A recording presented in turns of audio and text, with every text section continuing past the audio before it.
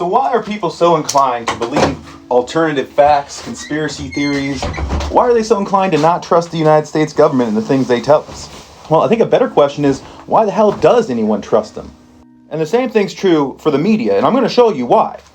And to do that, we need to go back to September 11th, 2001. And first, I wouldn't call what I'm about to tell you a conspiracy theory. Everything I'm about to tell you is 100% backed up by now released U.S. government documents. There's a lot of talk in the news today about classified documents, but what there's not a lot of talk about is when things are classified for shady purposes to keep secrets not from our enemies but from you, the people. Well, first, let's establish the nationality of the hijackers. This is probably the least important part, but as you can see, they mostly came from one place.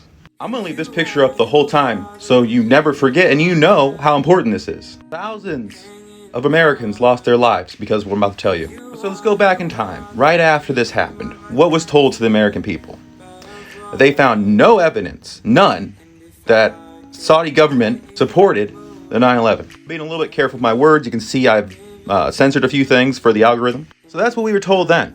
In an effort to maintain the very strong alliance that we have with Saudi Arabia, which mostly comes down to dealing them arms and supporting their genocides throughout the Middle East.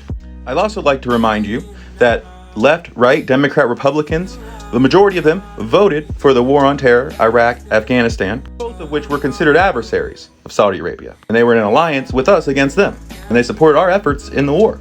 I'll also point out that Iran would be considered an adversary as well of Saudi Arabia. And we know how much trouble we've had with them, and maybe more to come. I'm also going to add, I got more evidence to show you, but I also want to add that the Saudi government comprised some of the most powerful and richest people in the world. Let's skip forward to 2016 or so. After almost 20 years of war, some of the classified material was released to the public quietly, fairly quietly. The media didn't really pick up on it. And I also want to stress the involvement of the media back in the early 2000s in getting the American people on board with this kind of big lie.